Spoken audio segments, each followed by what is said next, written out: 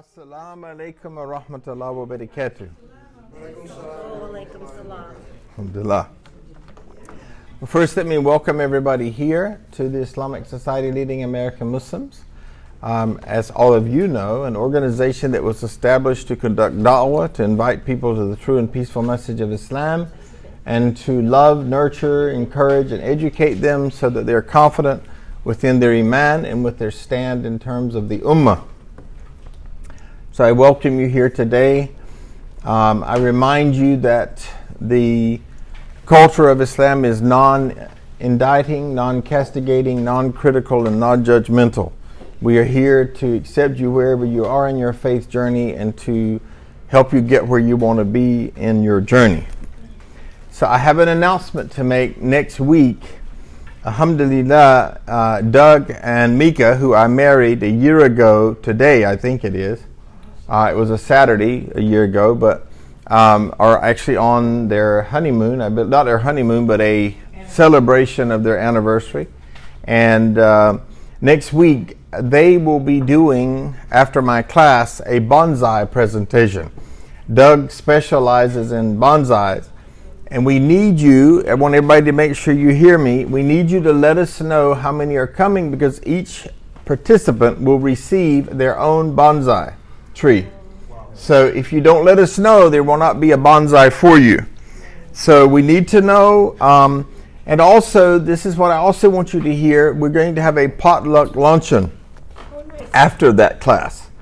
So now, you may say, well, we don't have a kitchen here. What are we going to do? I recommend crock pots or anything that will keep the food hot. We can plug those in. We don't have any kind of stove here. We do have a microwave. Not a very big microwave, but we do have a microwave. I would highly recommend thinking about foods that we could all eat that would not require a stove. And it would help if you let us know what you're bringing. That way we don't end up with 20 desserts. Sometimes we have potlucks and we have 13 desserts. And I would encourage you to stay away from so much sugar and all of that stuff and try to eat from the good foods that Allah subhanahu wa ta'ala has created for you. I would like to ask you to pray for Christina. Christina is someone that we have been working with, sharing Islam with, and she has cancer and had surgery this week. Please continue to pray with her. Her surgery, she ended up having to go back to the hospital, but alhamdulillah, she's out now, but please pray for her. Please pray for Sister Shabana Yunus, who has been with us before a number of times. Her 12-year-old niece was putting on her hijab and put the safety pin in her mouth and swallowed it. And they tried to remove it and it pierced her lung and she died. So please pray for her and her family, inshallah. Then I want to share with you a little bit about my trip to Turkey. Firstly, I shared with a few of you before, I couldn't hold back. I was the only revert there, and I was the only revert that spoke. There were probably 200 people in attendance physically there. I had no idea that it would be such a huge event. It was televised. The press were there. There were leaders from Muslim countries all over the world, and I'll name a few of those countries. The former minister of Sudan. There were people from Afghanistan, Arakan, Bulgaria, Canada, East Turkestan, Iran, Iraq, Indonesia, India, Lebanon, Libya, Mauritania, Malaysia, Macedonia, Morocco, Norway, Palestine, Philippines, South Africa, Turkey, Uganda, the UK, and the US. And that doesn't cover all of it. But those were actually people that spoke on the platform. It was a congress, so that there were interpreters there. We had to wear headsets, and there were interpreters that spoke every language. Whatever language the speaker was speaking in, it was interpreted in your language. So much aspiration that I achieved, I felt that I gained from this, and hope for a new world. The verses that I had read in the Quran many, many times, the way they were presented, and the hope that I saw people have in countries like Sudan, in India, in countries where Muslims are really suffering. And I mean in a way that it was made very graphic in this Congress. And we come together, and Turkey, by the way, has done many things to help many of these countries. They have actually helped them write bills, and they have really been active. The name of the organization that had this conference, Peace, Justice, and Mercy for a New World, is called I.S.L.A.M, and there's no way to transliterate those acronyms from Turkish into English, but what it means is the Economic and Social Research Center. So it was interesting because I'm a protege of Sheikh Taha Jabr al-Alwani, and he was mentioned numerous times in this conference for his foundation, IIIT in Herndon, Virginia, the Islamic Institute of Thought. So there were, most of the people there had PhDs. I think I was the only speaker that did not. But it was truly an amazing conference, and the only thing I want to do the next time I go is I certainly want to go to Istanbul, and I would like to have gone to Konya, where Rumi was, at least where Rumi died. I think he was born there as well. So I thank you for your prayers, and I certainly prayed for all of you while I was traveling. I want to remind you that I gave an exam last week. I didn't receive any of those back, and that's okay. But if you want to have a certificate in this class, if you do the exams and attend the classes, and I don't mind if you use notes and you go back to the classes when they're loaded up on the computer, but I would like you to take it seriously. I don't want it to be like a cheating session. I'd like you to try to stretch yourself, but I will give you at the end of this class a certificate for completion of this class. I know that there is no knowledge in Islam that you need more than the knowledge of Tawheed. There is no understanding that will benefit you in this world and the hereafter greater than the knowledge of Tawheed. And it actually affects every single aspect of your life and every single thing that you do. So pardon me? Oh, I will tell you what it is when I get started with the class, but it means the oneness of God, just in simplicity. There will be no Juma, just in case there's somebody that wants to attend here at Rollins until Friday, January the 17th. So Friday, January the 17th, in that room, inshallah, I'll be the Khatib, and Juma will start back here. There are a couple of dates that I thought I should encourage you to write down in your calendar. And obviously 90 days before this date that I'm first going to tell you about, or the second one I'm going to tell you about, we will begin to prepare for the month of Ramadan, inshallah. So the 22nd of March will be the Isra Mi'raj in the Islamic calendar. The 25th of March will begin the month of Sha'aban.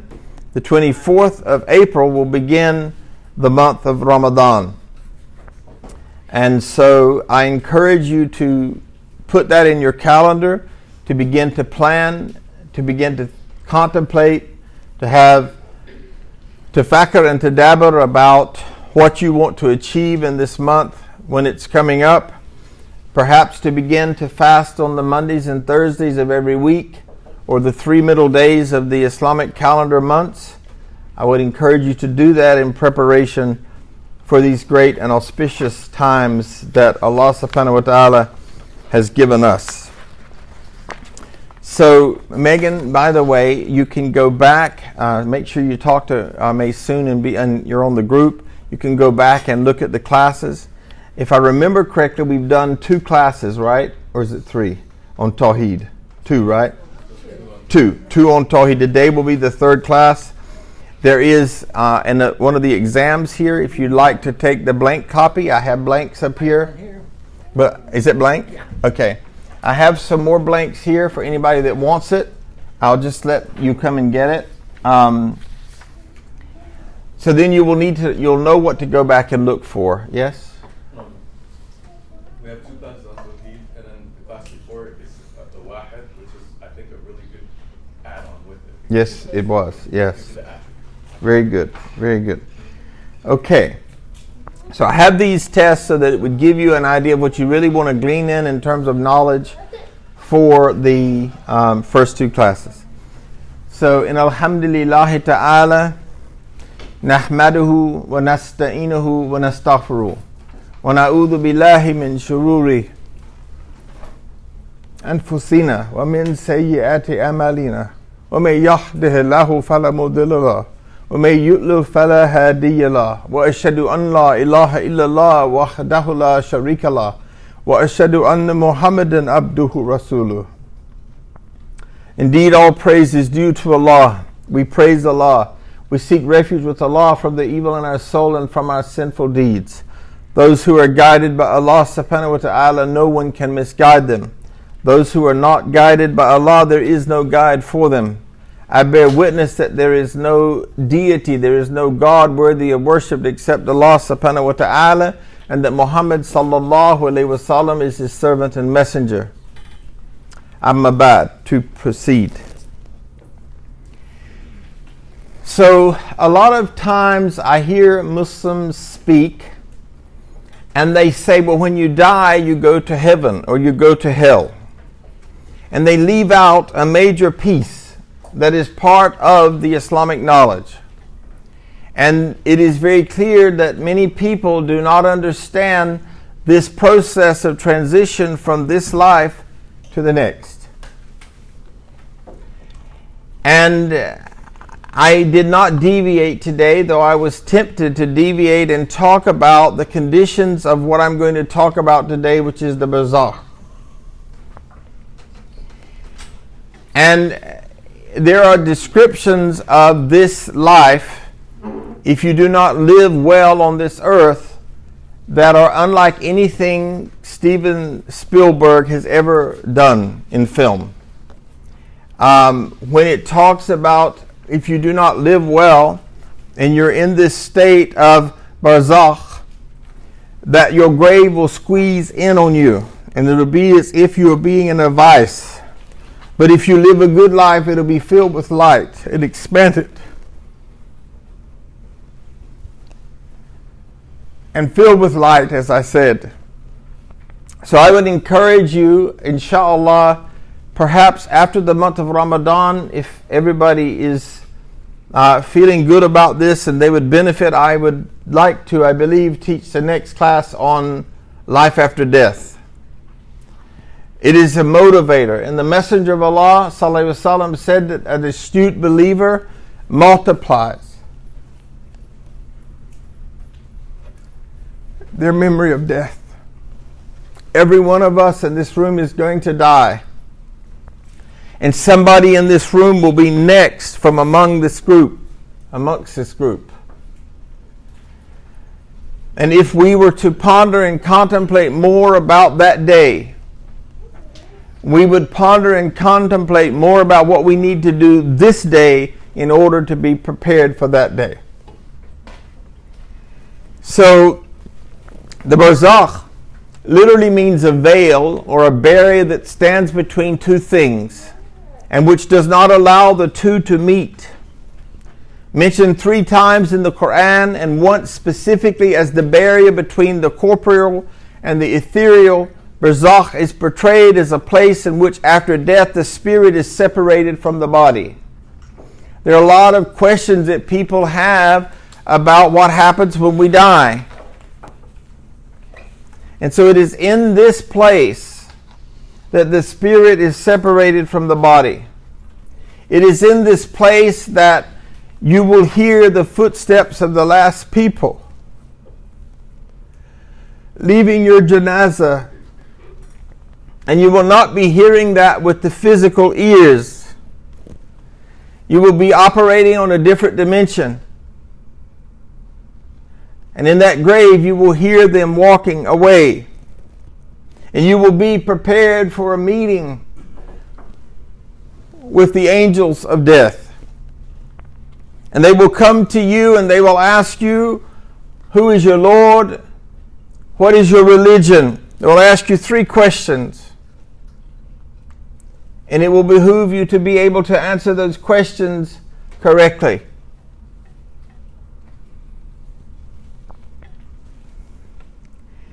once you get to that place, your physical capacity to do any good deeds is done. You cannot do anything about what you did or did not do at that point.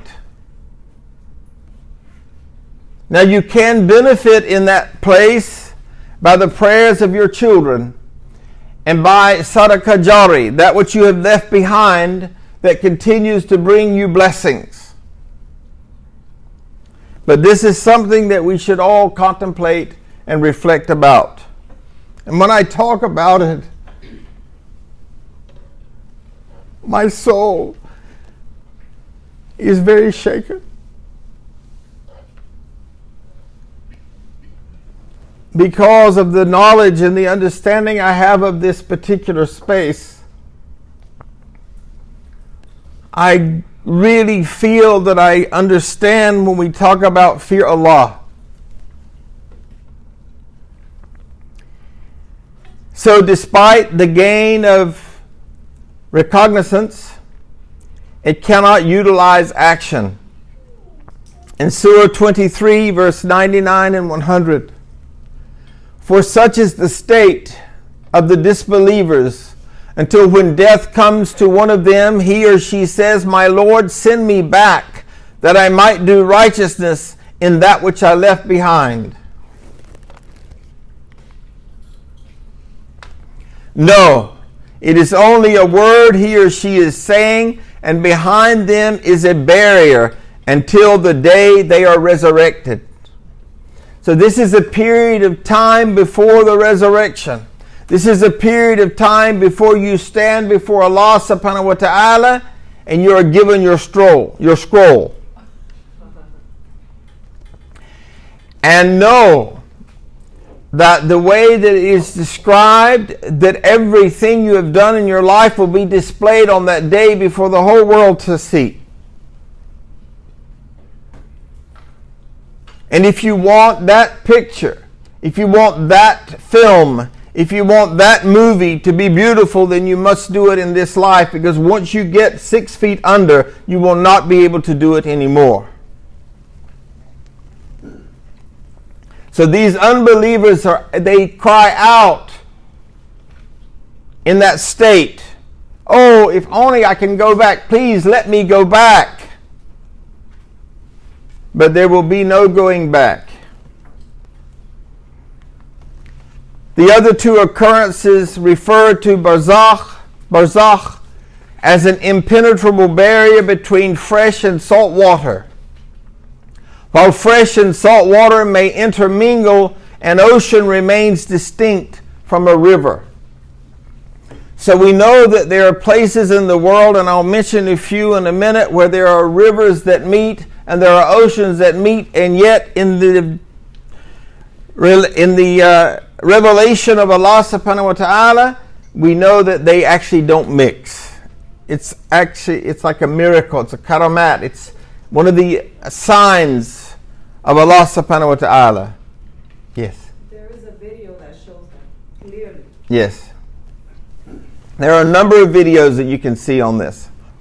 In Surah 25:53, and it is Allah who has released simultaneously the two seas, one fresh and sweet and the one salty and bitter. And Allah placed between them a barrier and prohibited partition. And the beautiful example of this, which I've seen, is at the tip of South Africa. And I have actually stepped in the Indian and the Atlantic Ocean. And there's 13 degrees difference between this side and this side. And literally it's walking from here to here.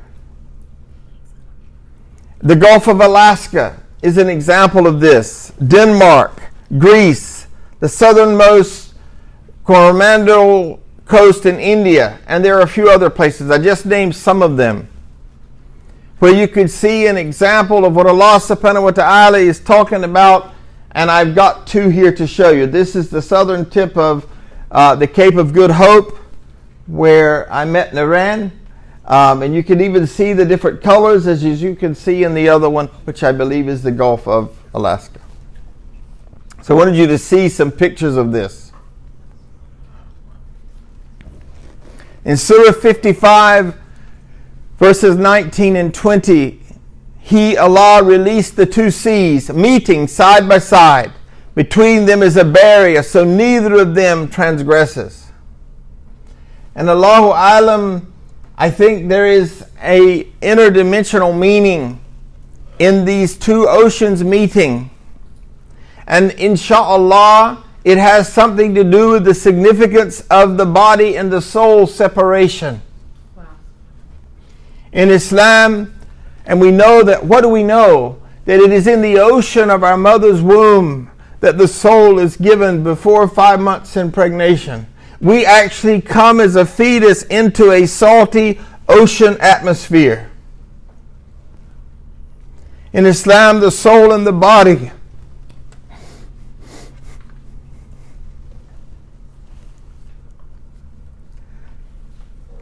are independent of each other. This is significant in Barzakh because only a person's soul goes to Barzakh and not their physical body. So I would invite you to do deep contemplation on this, to study this deeply. This is one place I would say watch every single YouTube video you can watch on this subject.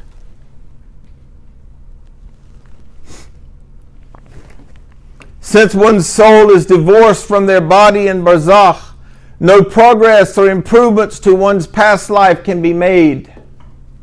If a person experienced a life of sin and worldly pleasures, one cannot try to perform good deeds in order to reach Jannah. Whatever one does in his or her lifetime is final and cannot be changed or altered in Barzakh. The idea of purgatory. So for those of you who might have come from Catholic backgrounds, you knew the word purgatory. It's not in the Christianity, but in Catholicism they talk about purgatory. So often this is a comparison, but I'm going to try to show you something that's very different. The idea of purgatory is that it is a place where people go after death that holds punishment and purification for those who are not fit to enter paradise just yet. People who are in this place do not have enough sins to warrant their entrance into hell, but they do not have enough good deeds to go to paradise. This is a temporary place similar to Barzakh. Because they have this in common, some believe that they are the same idea or concept. However, Barzakh is actually closer to the idea of limbo. It is a place of limbo. Your soul is there, waiting for the day of resurrection. So some people will erroneously say, oh, they are now in peace. I often hear this. I hear Muslims, somebody has died, and they say, alhamdulillah, mashallah, they are in peace now. If they did not live a good life on this earth, they are not in peace. The state of Barzakh is not a state of peace for those people. And this is a huge misunderstanding in the Ummah that I hear all the time. It's a huge piece of ignorance. Some people say, I can't get to go to the grave. I can't wait because it's going to be peaceful. Well, it's going to be whatever you had on this earth. Make no mistake, do not be deceived, do not be deluded. It is closer to the idea of limbo, a place that is between life and the true afterlife. In this place, people await their final judgment, much like in Barzakh. Now, I want you to understand that when we die, if we did not live well on this earth, some will be given the opportunity to be purified and they will be sent to hell for a period of time. If you do not purify yourself on this earth, then you will be purified afterwards, insha'Allah, if Allah wills, if it is the Sha of Allah.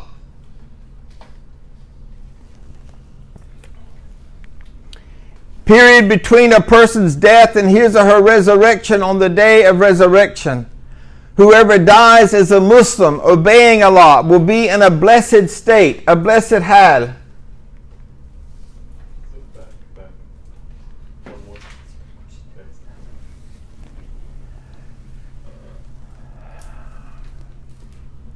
And whoever dies on kufr, on disbelief, disobeying Allah, will be punished in that space, in that state. Your soul will actually be punished. Allah subhanahu wa ta'ala says in Surah Ghafir, verse 46, the fire, they're exposed to it morning and afternoon. And on the day when the hour will be established, it will be said to the angels, cause Pharaoh's people to enter the severest torment. So the torment of this space is nothing compared to the torment of that which can come after it. And if you read about the torment of this place, it will shake your soul.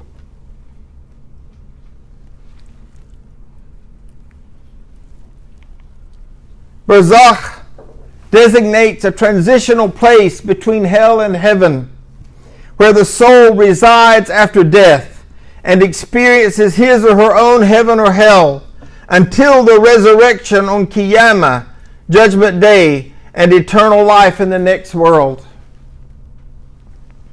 And I can't tell you how many Muslims are not aware of the way this really works.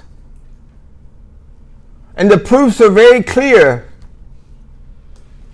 And today I will be doing some reading because there's some long ahadith that have to do with this subject, and I will be sharing those with you, inshallah. According to Imam Ghazali, it is also the place for those who go neither to heaven or hell, resembling to the Christian concept of limbo. So Imam Ghazali said this in his works. In Surah 23, 99 and 100, until when death approaches one of them, the polytheist, he or she says, my Lord, send me back so that I may do good in that which I have left behind.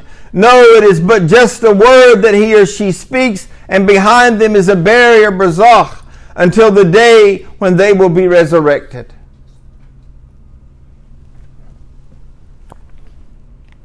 In Islam, there is no support. And I brought this book because a lot of people make jokes about this, and they talk about this as if it's cute. And there's no karma in Islam, okay? And I recommend this book for you to read. It's a great book, and actually it is a great book to help you understand other things about the afterlife. But I highly recommend all of Harun Yahya's books. All of them. Your library should have every one of the books he's written. In Islam, there is no support for the Hindu belief in reincarnation or the transmigration of souls, wherein the souls inhabit new bodies after bodily death.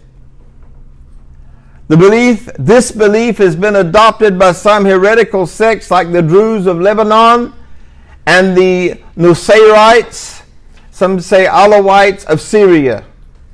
So, sister, were you familiar with this group in Lebanon? Yes. So here's a student that can verify what I'm sharing with you. You thought we'd come back as other people or like animals? But that you come back as another being, period. Yeah. Some of those who embrace this doctrine believe in a principle known as karma, that the deeds that a person accumulate in this life will determine the state in which he or she will be reborn. So that if one is bad, they are reborn to a lower level or caste. And if one is good, one is reborn on a higher level successively until they reach nirvana or perfection. In this belief, when one becomes perfect, the cycle of rebirth ends, with one's soul dissolving and reuniting with the world soul, Brahma, in a process known as nirvana.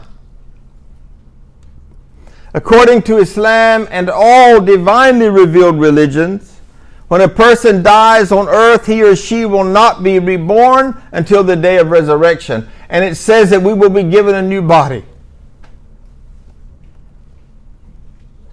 And we don't know what that new body is like, and we cannot compare it to this physical body that we have today. But we know that we will be given a new body. After the destruction of the world, all of mankind will rise up from the dead to be judged by Allah subhanahu wa ta'ala, the only God worthy of worship and the greatest of judges. From the time one dies until one is resurrected, one remains in the suspended state known in Arabic as barzakh. And I simply put this verse up here again as a verse that you can refer to. I've read it twice already. It should not seem strange to think that someone who died thousands of years ago may be waiting for thousands of years before finally being brought back to life. Because the Prophet ﷺ said that everyone's death is the beginning of his or her resurrection. Time only exists for those living on earth. And we know that in past classes we've talked about various verses in the Holy Quran that give time a different value at different times. And that the time in terms of Allah subhanahu wa ta'ala does not compare to the 24-hour, 7-day a week, 29 and a half, 30-day a month that we talk about here on this earth. We know that not all time is given the same value. We know that there's a time on Friday afternoon that is special. We know that I.S.L.A.M, Salatul Tahajjud, is a different kind of time. It has a greater spiritual value than, for example, this moment that we're in. Once one dies, one leaves the time zone as we know it, and the 1,000 years becomes a blinking of an eye. Allah subhanahu wa ta'ala illustrated that reality in a story in Surah Al-Baqarah about a man who doubted Allah subhanahu wa ta'ala's ability to resurrect a village, to bring it back to life after its death. Allah subhanahu wa ta'ala caused him to die for 100 years, and when he was resurrected, questioned him as to how long he had slept. He replied in Surah 2 verse 259, a day or a part of a day. And I see in this the mercy of Allah, that in this state that we're in that could be very painful if we did not live well, that when we are awakened on that day, perhaps it'll feel like only a day or part of a day. What a dichotomy, because if you really study the examples, the illustrations of this time, your soul will be shaken to the core. And inshallah, you will be motivated to live a life of a true Muslim, of a mu'min, of a true believer. Similarly, people who awaken after long comas often think that little or no time has passed. Often one sleeps for hours, yet on awakening one feels as though one had just closed their eyes. Oh, I thought I just dozed off, and I woke up and it was 7 o'clock at night. I laid down at 4. Time in this state has no relevance. Although Islam rejects the notion of the soul's continuous rebirth, it does recognize that the soul of each child came into existence prior to his or her birth on earth. The Prophet ﷺ related, when Allah created Adam, I.S.L.A.M, Allah took a covenant from him in the place called Naman on the day of Arafat, the 9th day of the 12th lunar month, Dhul Hijjah. Then Allah subhanahu wa ta'ala extracted from him all his descendants who would be born until the end of the world. The soul world that we often talk about from Surah 7 in the Holy Quran has all of the souls that will ever be born until the day of judgment. in it. You talk about other worlds that we're not aware of, the world of the jinns and the world of the angels and the world of the souls, and many more that we have no clue about. Then Allah extracted from him all his descendants, who would be born until the end of the world, generation after generation, and spread them out in front of him. I said him or her because Allah is not limited to him or her. In order to take a covenant from them also. So you see, Allah, He spread all the souls out already to take a covenant from them. And this was pre-creation. Allah spoke to them face to face in this soul world. You see, you may not realize it, but Allah subhanahu wa ta'ala has spoken to your soul face to face. Allahu Akbar. And that's why we recognize that voice that we can't describe as this voice of Allah subhanahu wa ta'ala within us.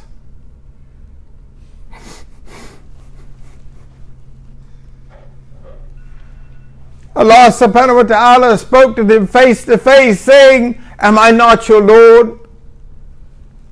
And they all replied, "Yes, we testify to it." Allah then explained why Allah had all of mankind bear witness that Allah was their creator and only true God worthy of worship. Allah subhanahu wa ta'ala said, that was in case you, mankind, should say on the day of resurrection, surely we were unaware of all this. We had no idea that you, Allah, were our God. No one told us that we were supposed to worship you alone. Allah went on to explain that it was also in case some people would say it was our ancestors who made partners with Allah, and we are only their descendants. Will you and then destroy us for what those liars did? You see, your soul is what is important. The I.S.L.A.M is what is important. And you will not be able to deny what your soul did on that day. This was the Prophet ﷺ's explanation of Surah 7, verse 172 and 173. And mentioned when your Lord took from the children of Adam, from their loins, their descendants, and made them testify of themselves, saying to them, "Am I not your Lord?" They said, "Yes, we have testified. This, least you should say on the day of resurrection, indeed, we were of this unaware. Or least you should say, it was only that our fathers associated others in worship with Allah before, and we were but descendants after them. Then would you destroy us for what the falsifiers have done." So it's not only in the Quran, it's in the Hadith. It's very clear. These verses and prophetic explanation confirm the fact that everyone is responsible for belief in Allah subhanahu wa ta'ala, and on the day of judgment, excuses will not be accepted. Every human being has the belief in Allah imprinted on his or her soul. And Allah subhanahu wa ta'ala shows every idolater during the course of his or her life signs that his or her idol is not God. Every sane human is required to believe in God beyond Allah's creation and not manifest in it. And what you will find is that when the verses of Quran talk about your nafs being your God, your desires being your God, it's where mankind is worshiping the creation more than the Creator. That which Allah subhanahu wa ta'ala created is more important to you than that which created you, that which gave you the soul. The Prophet sallallahu alaihi wasallam went on to say, Allah then placed between the two eyes of every human a flash of light, showing their iman, and showed them all to Adam. Now obviously it's very difficult to understand this completely, because immediately we think about these eyes. But imagine that the souls were shining light. And what is it that we want to do? We want our souls in the present world to be an example, a manifestation of the light of Allah in this world.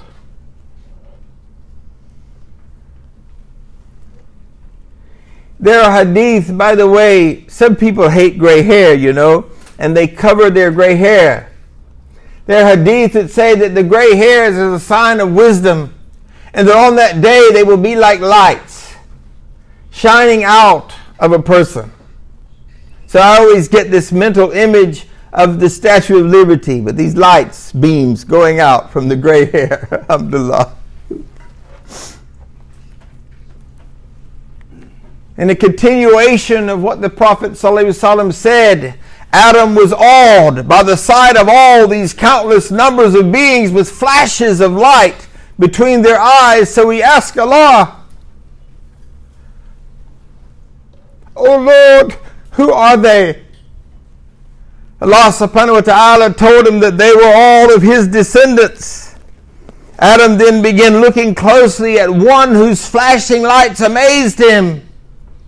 And he asked who he was. And Allah subhanahu wa ta'ala said, "That is a man called Dawood from the last of the nations among your descendants."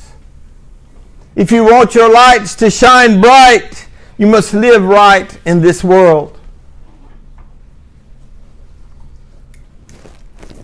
Adam then asked how old he was. And when Allah informed him that he was 60, he said, "O Lord, increase his age by taking 40 years from my life, from my age." When Adam's lifespan reached its end, and the angel of death came, he said, "Is there not 40 more years of my life still remaining?" The angel replied, "Did you not give them to your descendant Dawood?" And we can see here that these years are not talking about the years on this earth. Adam denied that he had done so, and his descendants denied their promise to Allah. Adam later forgot his covenant to Allah, and so did his descendants, and they all fell into error. And this is hadith found in Tirmidhi. Adam ate from the forbidden tree due to his forgetting Allah and Satan's deceptive prodding. And most of mankind have ignored the responsibility to believe in Allah subhanahu wa ta'ala and to worship Allah subhanahu wa ta'ala alone, and have fallen into the worship of the creation. Following that, the Prophet ﷺ said, Allah then pointed to some of the descendants that Allah had extracted from Adam and his children and said, "I have created these people for paradise, and they will do the deeds of the people of paradise." He then pointed to the rest and said, "I have created these people for the hellfire, and they will do the deeds of the inhabitants of hell." May Allah subhanahu wa ta'ala make us to be among those people who are the inhabitants of paradise, inshaAllah. When the Prophet ﷺ said that one of his companions asked, "O Messenger of Allah, what then is the point of doing good deeds?"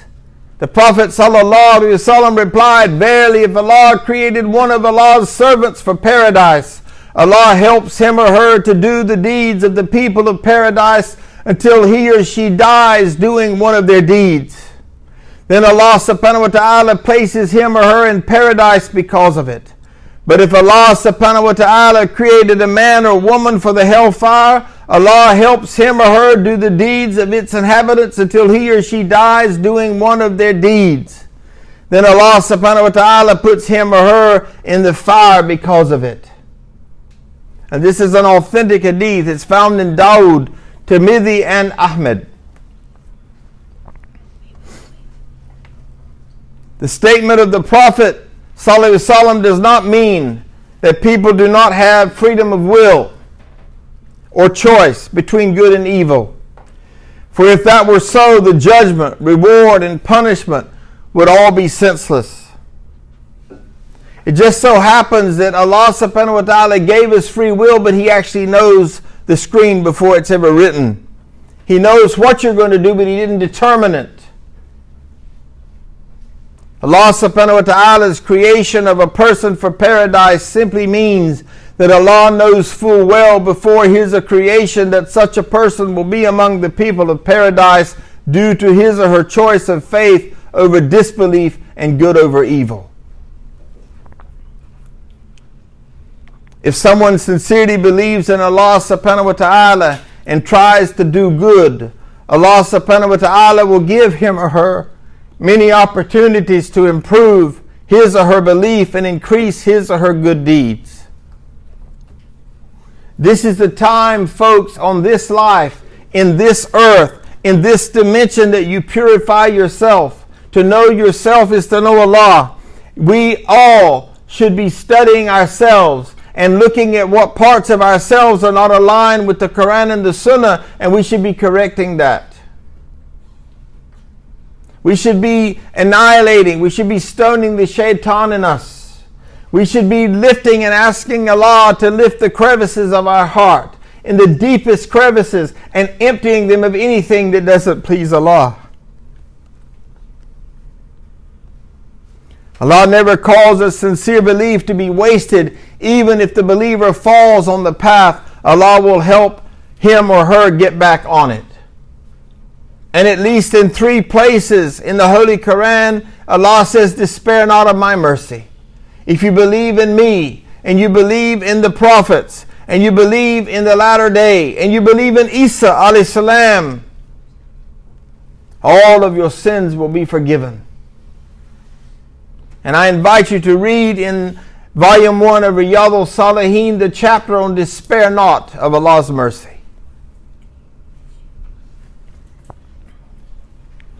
Allah subhanahu wa ta'ala may punish one in this life when one goes off the right track to remind one of his or her errors and to wake him or her up to make amends.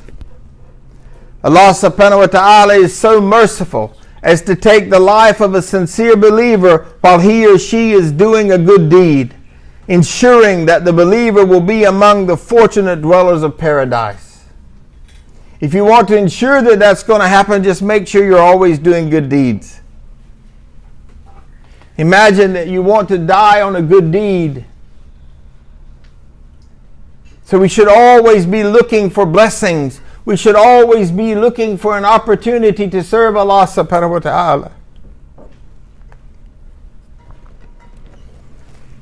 If someone, on the other hand, disbelieves in Allah and rejects righteousness, Allah then makes evil deeds easy for him or her.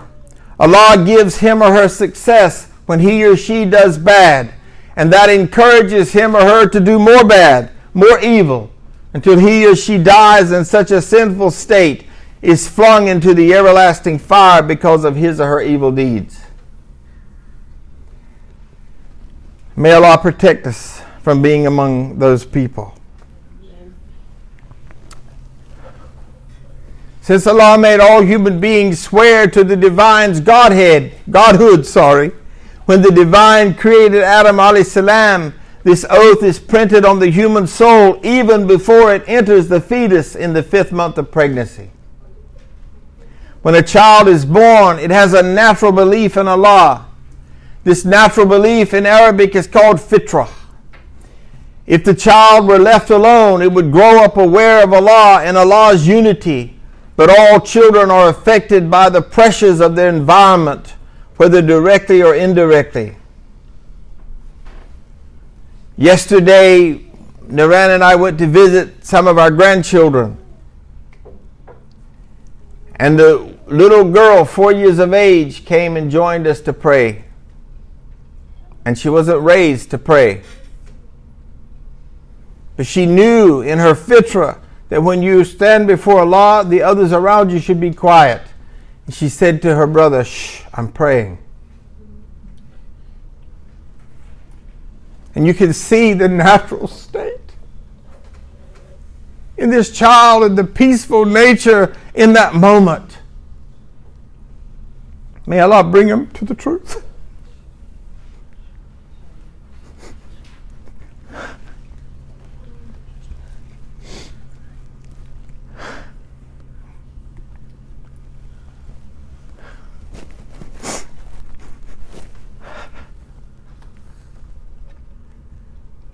The prophet reported that Allah subhanahu wa ta'ala said, I created my servants in the right religion, but the devils made them go astray. And this is the Sahih Muslim. The Prophet ﷺ also said, each child is born in a state of fitrah, but his or her parents make him or her a Jew or Christian. It is like the way an animal gives birth to a normal offspring. Have you noticed any young animal born mutilated before you mutilated them? And this is from Muslim and Bukhari. Just as a child's body submits to the physical laws which Allah subhanahu wa ta'ala has put in nature, its soul also submits naturally to the fact that Allah is its Lord and Creator. Its parents try to make it follow their own way, and the child is not strong enough. Remember, it doesn't have an amygdala. It can't process the way the child sees that this person that's leading me astray is God to me. They give me everything. They feed me. They clothe me. They wash me. They can't process it. They can't oppose. A little child can't oppose its parent, the one that feeds it. The religion which the child follows at this stage is one of custom and upbringing, and Allah does not hold it to account or punish it, thank God, for this religion. When the child matures in youth, and by the way, folks, take it easy. Youth is to 40 in Islam. So you think you're old? If you're 40, you're still a youth. It's called shabab. This is the part of the mercy of Allah subhanahu wa ta'ala. You see, we are deluded to believe that after 18 you're grown. That's the funniest thing I've ever heard in my life. That at 18 you think you're grown. Your body hasn't even finished growing. You're not even fully developed. And this Western world will delude you to believe, I'm grown now. This is my body. I can do with it what I want to. But you're wrong there too, because this is Allah subhanahu wa ta'ala's body. It's not your body. Don't be deluded by this Western world, folks. Don't want to grow up fast. Want to remain a youth, because as long as I'm a youth, I have some innocence. And I have Allah's mercy on my side.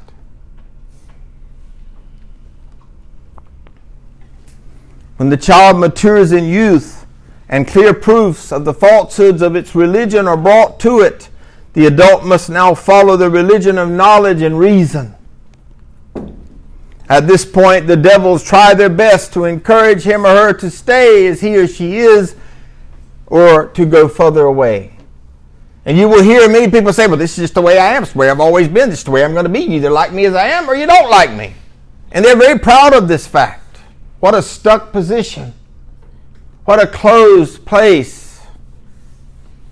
Evils are made pleasing to him or her. And he or she must now live in the midst of a struggle between his or her fitrah and his or her nafs desires, in order to find the Sirat al-Mustaqim, the straight path. If he or she chooses his or her fitrah, Allah subhanahu wa ta'ala will help him or her overcome his or her nafs desires. Even though it may take most of his or her life to escape, many people enter Islam in their old age. What a mercy from Allah. What a risk. But you will often see this. You will see people born in Muslim families. They don't practice. They don't pray. Maybe they pray 2 times a day. Maybe they might pray 3 times. They might pray on time. They might join them when they get home. They might not do it. And all of a sudden, they get older and they have a little health challenge. And by the mercy of Allah, they cry out to Allah. And they come back and you see them at the masjid on the front row. They go from back seat Muslims to front seat Muslims. And Allah's mercy, Allah meets him in kindness and forgives them.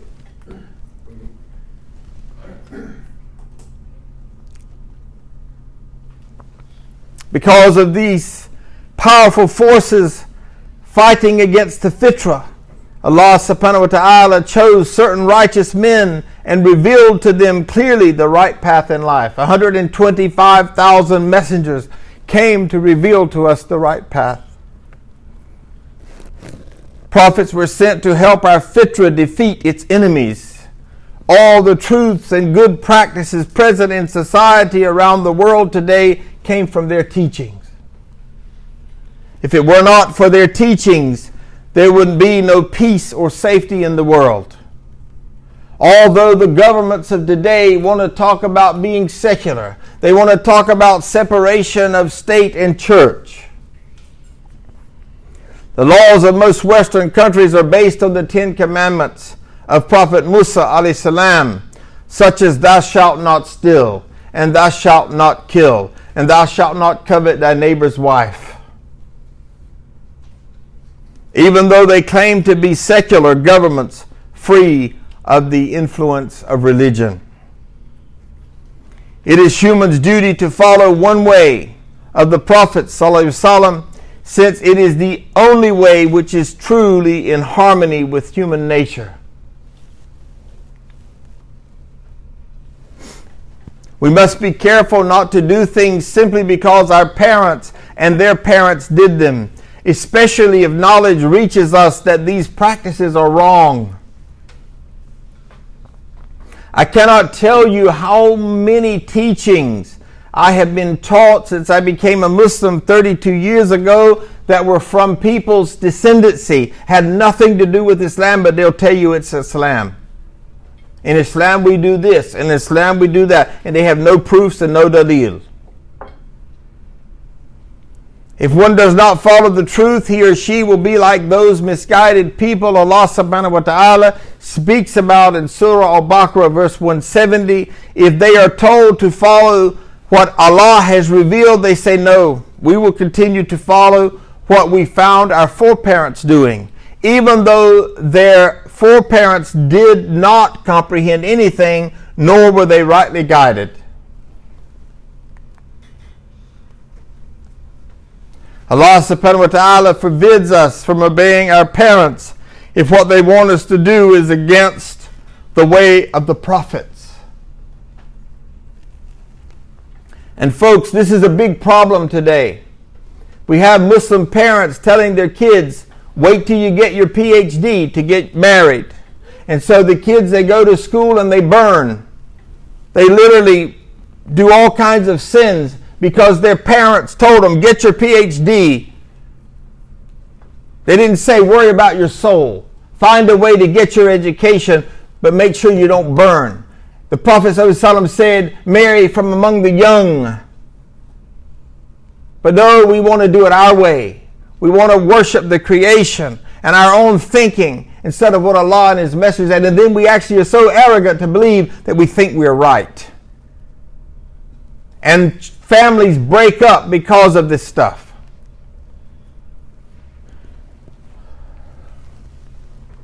Allah subhanahu wa ta'ala forbids us from obeying our parents if what they want us to do is against the way of the prophets. In Surah 29 verse 8, we advise men and women to be good to his or her parents, but if they try to make you do in my name what you know to be false, do not obey them. It's very clear. Those who are fortunate to be born in Muslim families must be aware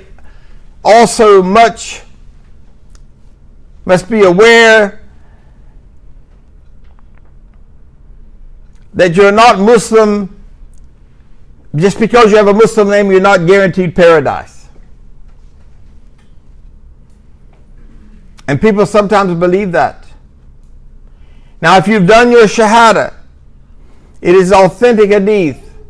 You will perhaps go be transferred to hell until you get purified, but the good news is you will eventually get to paradise. That's why you should want every human being in this world to say, La ilaha illallah, Muhammad Rasulullah, because there's hope for them. They may have to go to hell for a while, but if they say that with sincerity, they will live in paradise. This is the promise of God. The prophet warned that a large part of the Muslim nation would follow the Jews and Christians so closely that if they entered into a lizard hole, those Muslims would climb in after them. And this is a Sahih. This is a sound translation of a hadith. And watch it today. The Muslims are trying to do things like the Christians and the Jews. We have to be careful. So they go into the lizard hole. The Muslim goes after and say, well, we ought to do things like the Christians and the Jews. The Prophet ﷺ also said that before the last day, some Muslims would actually worship idols. And I gave you examples before in Lebanon and Syria of those Muslims that worship idols. And I can tell you that it was real strange to me that there are still Muslims that have attended my class, and I will go visit and I still see the evil eye. The Sahaba, the rightly guided predecessors, the champions of light, when they were taught something, they immediately changed. That was their true surrender to Allah subhanahu wa ta'ala. They had true submission. When they learned something, they changed. They didn't say, yeah, but. See, we're a but society. Yeah, I know the Quran says it, but. Well, I know the Prophet ﷺ said it, but. Well, I ought to do this, but. And I should do this, but. And everything before the should is a lie. Everything before the but is a lie. Because what you do in the end is what you're going to be accountable for.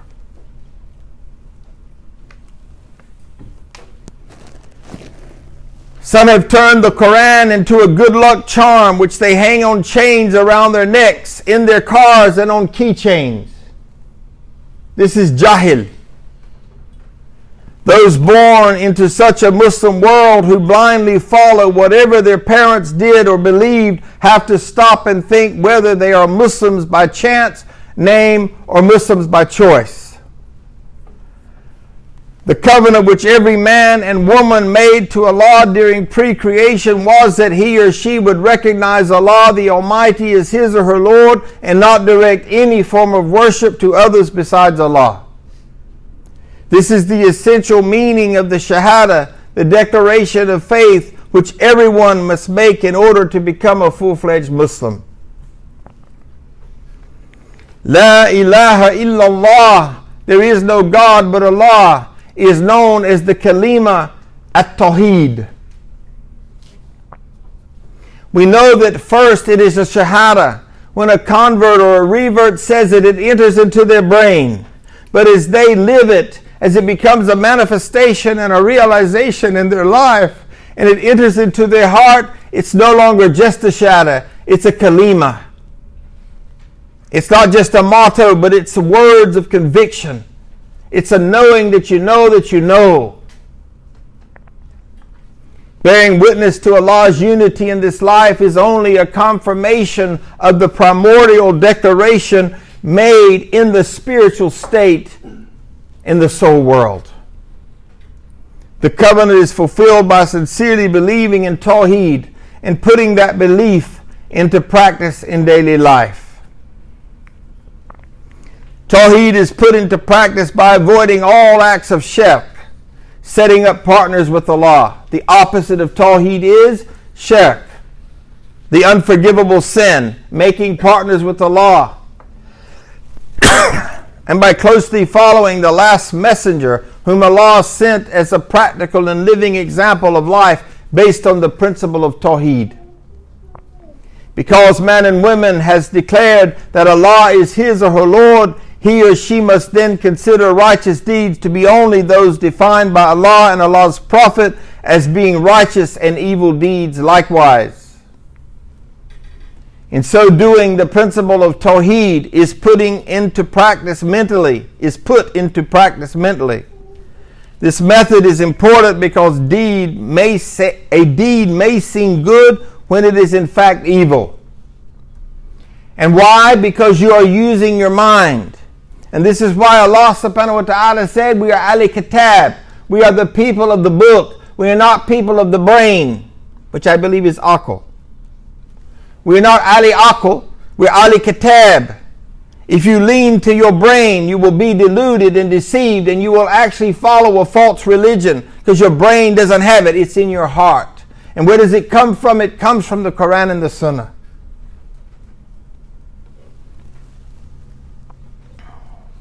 And I've got this example here when a poor person wants to see the king to get them to do something for him or her. They may think it better to get a prince or someone near to the king to speak on his or her behalf.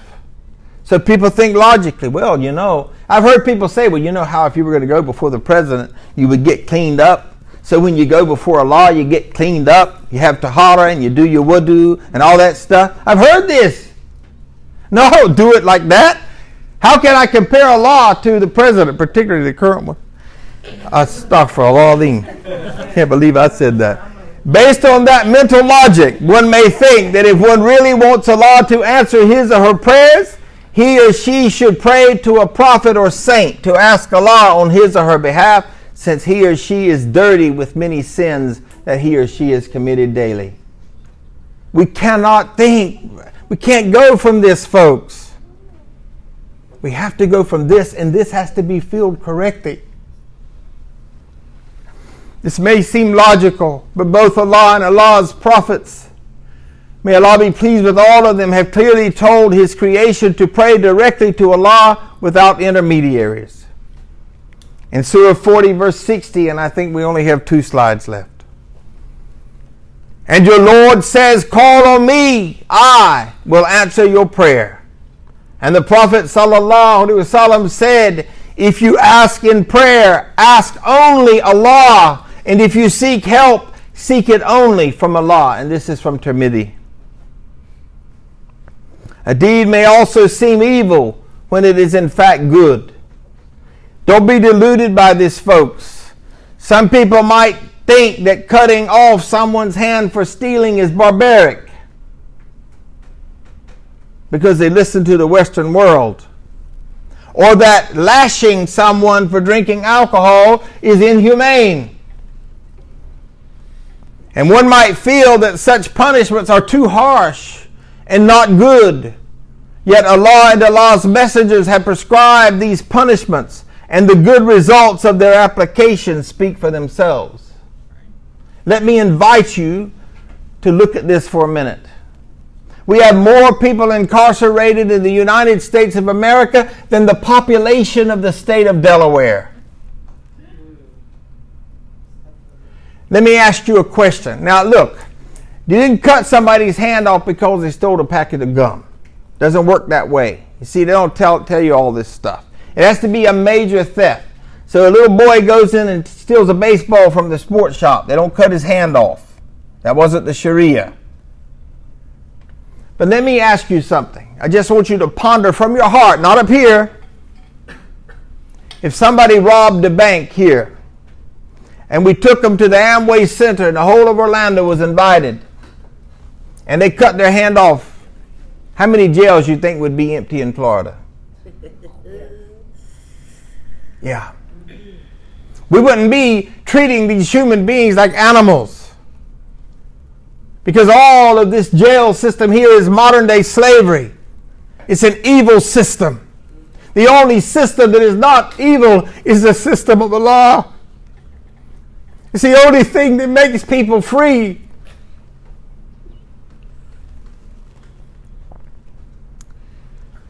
The covenant with Allah can only be fulfilled by a Muslim by choice, regardless of whether his or her parents were Muslim or not. And the application of the covenant is, in fact, the implementation of the principles of Islam itself. Our fitrah is the basis of Islam. So when we practice Islam in its totality, our outer actions and deeds come into harmony with the very nature, the inner nature, which Allah subhanahu wa ta'ala created our inner being.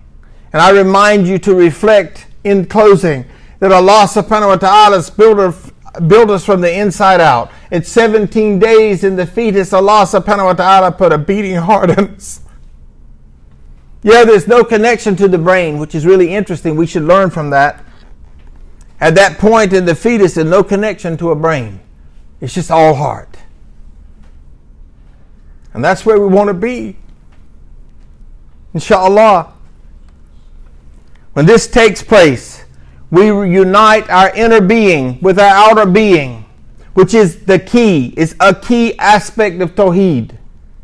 The result of this aspect of Tawheed is the creation of the truly pious one in the mold of Adam, I.S.L.A.M, to whom Allah made the angels bow, and whom Allah chose to rule the earth. Only one who believes in Tawheed can judge and rule the earth with true justice. I ask Allah subhanahu wa ta'ala to forgive me for anything I've said today that was wrong. And if I said anything wrong, it's from my arrogance and my own ego. I ask Allah subhanahu wa ta'ala that whatever I've said that was correct, that it would enter into the deepest crevices of your heart. And that you would incorporate that learning in your life every single moment, every single day, and every single month, and every single year, until that day when you enter Barzakh, it will be a place of peace for you, inshallah. I love you all for the sake of Allah, and I thank Allah for bringing me back to you, for allowing me to stand with you again. Assalamu alaikum wa rahmatullahi wa barakatuh.